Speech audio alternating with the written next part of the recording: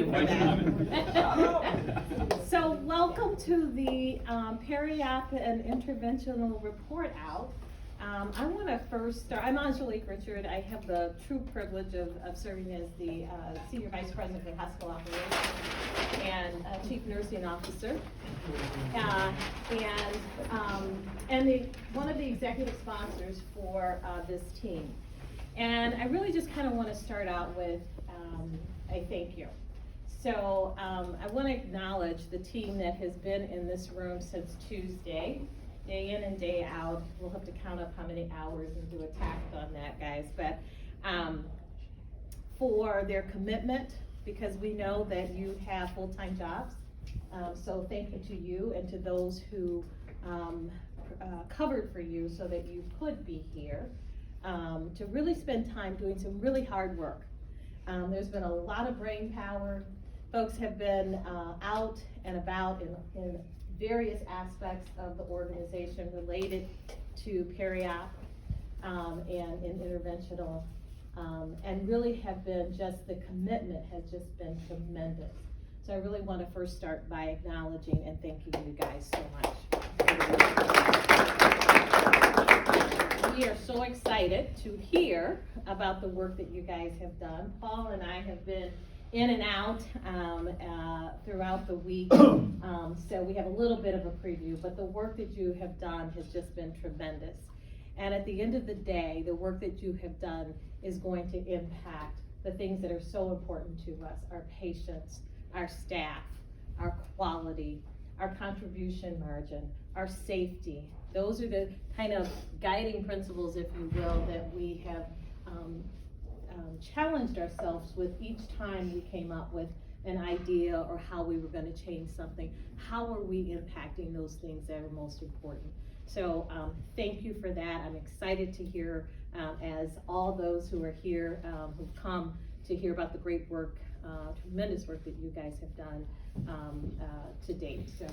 Yeah, and I would just echo, I think I know everyone in the room, but Paul Casey, the acting chief medical officer, I would just echo Angelique's comments that thank you. I know this is a lot of time and dedication and thought that goes into these weeks.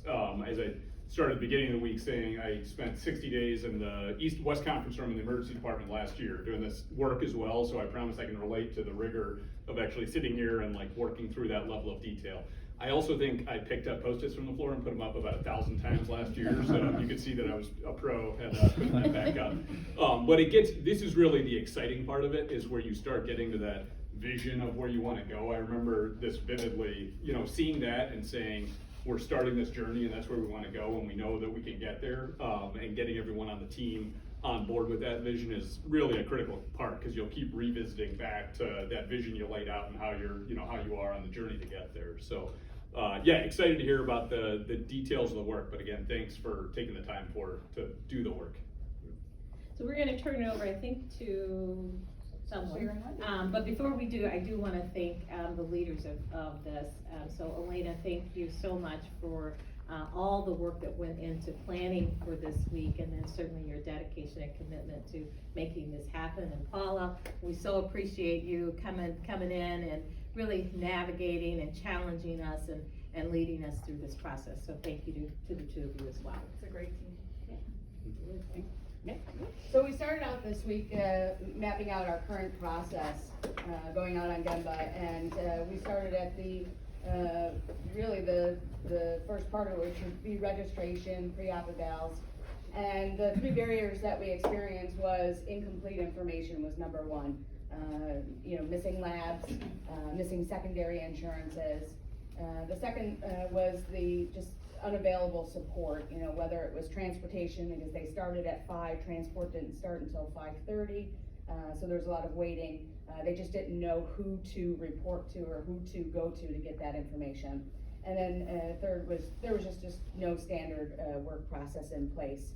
They had 4 or 5 different people doing one thing and 3 or 4 others doing some other form of that. And so that then carried on into the pre-op areas, both on 4 Tower and 5 and 7, where there were missing orders. They felt as though the nurses thought they were chasing down information rather than providing patient care. So with all of that wasted time and effort in there. They felt also they could be more efficient if there was a bed identified, if when they contacted clinical engineering on Fort Tower, there was a quicker response, that there was some variation in the way in which there was response between Fort Tower and the surgical floors. And then again, back to standard of work, that it wasn't a one-by-one, there was a lot more in batching and trying to do a few too many things at once with pushes rather than pulls.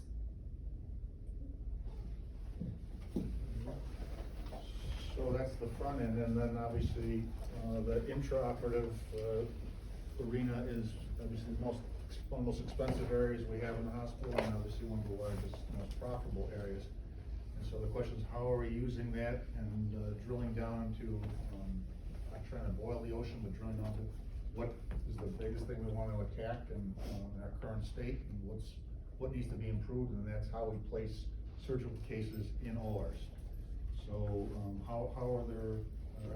is there opportunity for increased capacity with our existing number of ORs? And so it comes down to identifying how to better utilize our existing capacity and not have inefficient use of ORs that are currently staffed, but at various times of the day go sit unused for extended periods of time.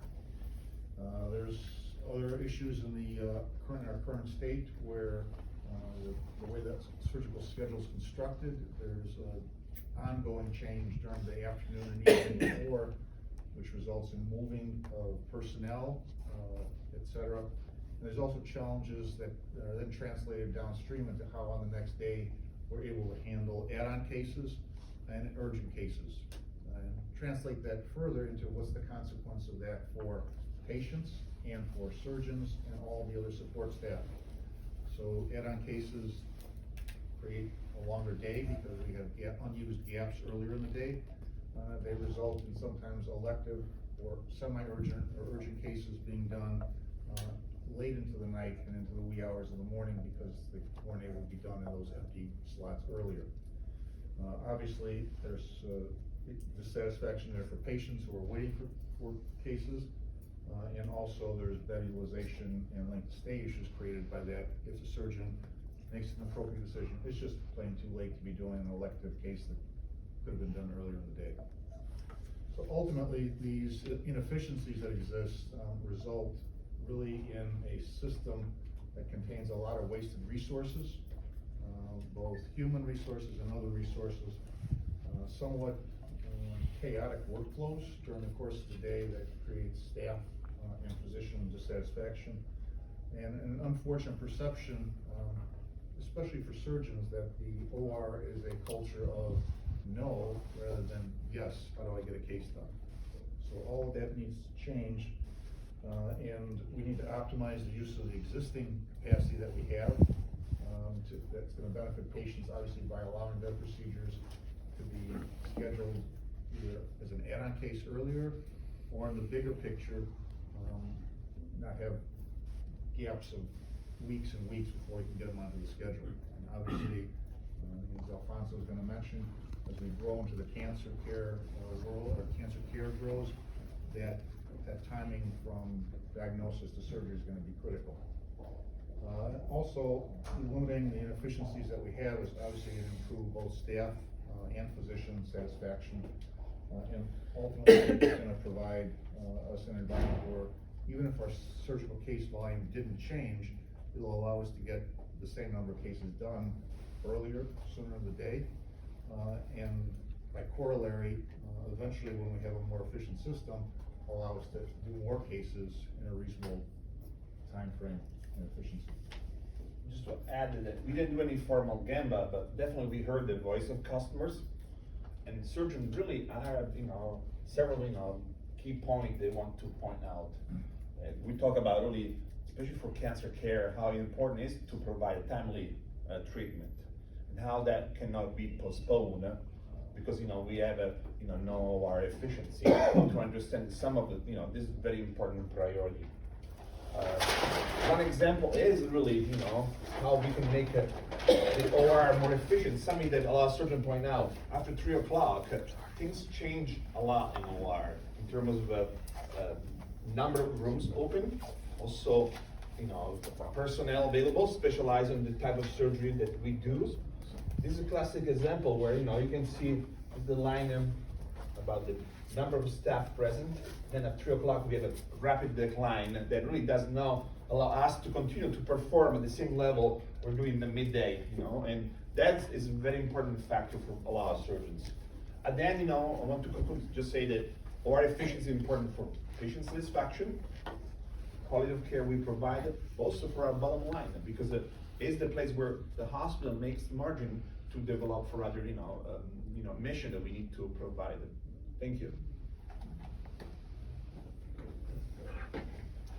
So when we talk about our ideal state and what we ultimately want to create, we want to have a state where things are obviously lean and innovative. We have some efficiencies, things are fair and equitable. We're organized, it's data-driven, it's scholarly, and it's evolving. So something that we're going to try to strive to, but also make sure that we continue to do as we go forward.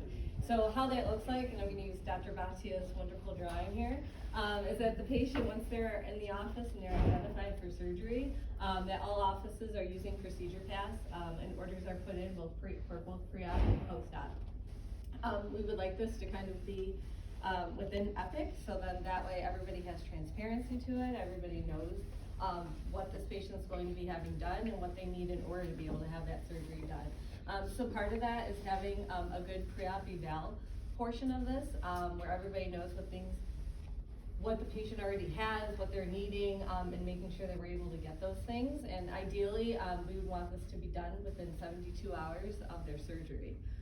So once they come in for surgery, so day of, there'd be no delay in registration or pre-op orders because we've already established that here. So they would flow through registration, they would flow through pre-op, they'd come into the OR and the OR team would be ready, we'd be on time, we'd have everything that we would need. Surgeons would be there, they would be knowing what their caseload is going to be that day and making sure that they're able to get cases on as they need to.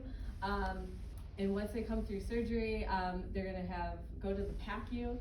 They're going to be recovered. The nurses already have their post-op orders, so we already know where this patient's going to go post-op. So there's not going to be any boarding, and they would just flow, whether it's going to be going home or going to the PACU, or rather, going to the unit. And they're already going to have orders placed, and they're already going to have that discharge teaching that's already been established up here in the office.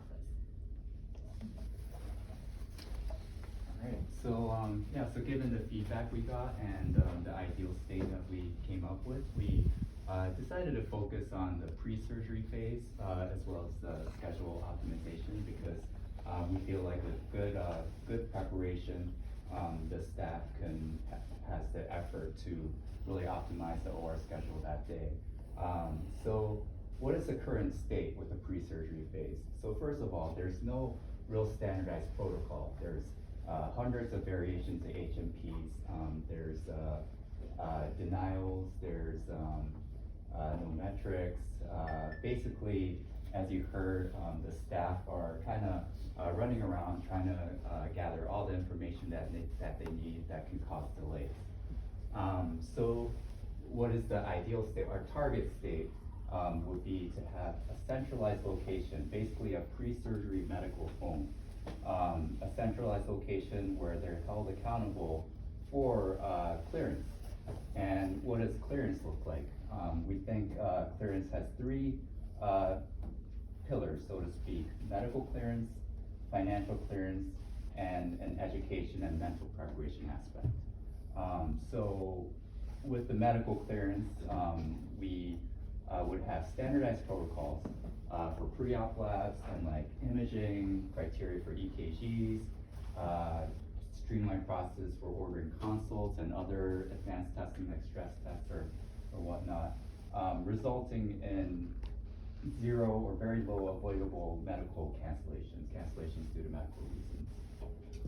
In terms of financial clearance, we would aim to lower avoidable insurance denials, and we would also have anesthesia and surgeons to provide the education and the mental preparation. So With that, so what will we need? So we already have a pre-op clinic, we have an anesthesia clinic, so we already have a foundation to build on. But obviously, we would need kind of engage different disciplines, such as, like, for example, we had scheduling, IT, like transplant nurses, if transplant surgeries end up going through this, like surgeons, anesthesiologists, and possibly like cardiology, radiology as well. But we believe that this process will lead to ultimately high patient satisfaction, better patient outcomes, better staff engagement, happiness with employees, and growth and increased margins for the organization as well. Hi, I'm Murray. I'm the AVP for Periop and Interventional. So now that we have a patient coming to us who's prepped and ready to go to surgery, we've got to have a surgery schedule and the capability and the capacity to manage them and get them in. So I'll start with current state as well. First of all, surgeon availability is one of the challenges that we have. Sometimes we have open block. We need to make sure that the surgeons are aware of that open block and have the opportunity to be able to get into it. And we don't think we do a great job of that right now. We have a lot of variation and opportunity. We keep talking about Fridays even in our group, even though that's one of our lower days. It's actually still a very busy day, but we'll do 110 cases on one day, and then the next day we'll do 67. And so clearly there's opportunity to level the schedule a little bit and make it more lean. Running late after 5 p.m., so we consistently, as was mentioned earlier, are running too late. Optimal scheduling time for lab, for pathology, for all of the other support services is certainly to run within business hours. And when we're running after 5, we're often looking at overtime as well. Ineffective running of 2 rooms. Surgeons often get 2 rooms to do their cases in, and there could be large gaps. So while they're in another room, if the case length in one room isn't matching the case lengths in the other room, there can be gaps up to 4 hours of a room just sitting empty. We have anesthesia staff, we have nursing staff, but we're just waiting on the surgeon to get out of another room. So we need to put some rules around that. And then our rooms aren't necessarily universal, so that means some rooms are set up for specialty services like cardiac or like orthopedic, and there's some limitation to what you can do with that, but we want to look at possibly making our rooms a little bit more universal, so when a ortho room is open, can we do a small vascular case in that room? And obviously that comes with supplies and nursing staff and all of that, but we want to give that better opportunity as well. Surgeon-specific blocks, so this is talking about our block schedule. And from an operational level, for instance, at the charge nurse level, knowing surgeon blocks really doesn't matter as much to us. We just want to know if it's a service block. Does vascular have surgery time on this day, and can I get into it? And so with surgeon-specific blocks, then I'll talk about this in a minute, but they don't release as soon. So if Dr. Smith has a block and she hasn't released that time yet, it kind of belongs to her. That's not lean. It's not that universal, standardized piece that we really want. And then ABC block. The ABC is kind of an internal thing for perioperative services, but that deals with release times. And what I was just talking about, how long does the service or the surgeon own that block? And right now, a lot of those blocks are owned up until 6:30 of the morning of surgery. And so when we talk about wanting not to have a culture of no, one of the big reasons for that is surgeon calls at 5 p.m. the night before and says, hey, I just saw a person in clinic, I've got an add-on for tomorrow. So we may have places that we could put it, but because those blocks aren't open for us to put a case in it, the charge nurse can only say, I don't know. We'll look at it in the morning, and that to a surgeon is no. I mean, now there's no plan, And anyhow, so when we look at releasing those blocks differently, that should help. All right, so that's kind of the current state. Target state, what we talked about is potentially adding 10% more capacity. Of course, reducing our unused block time, and we want to do that by 50%. Reduce cancellation rates, and the prep of the patient will help with that as well. But then being able to tell the surgeon, you can work on this day at this time, will also help with that too. Another one I want to mention is increased capacity after 3 p.m. to 7 p.m. We've heard that a lot, and we really want to make sure we have quality people, quality nursing, the anesthesia team that the surgeons need from 3 to 7 p.m. And then looking at our schedule, our first and third next available opportunity to put a case on, we're going to review that and what we want it to be. We have to define what our metric is. As Dr. Torcati mentioned, if you have cancer, you want to get that thing out of you tomorrow, right? And now we have times where it's weeks and weeks where until we can get cancer patients on, and that's just not acceptable. So, okay, you can see we've already got some work in progress. What the watermelon colored stickets are for work in progress. We're going to monitor this through DMS and Corbin's help with that. And anyhow, that's schedule optimization. Any questions?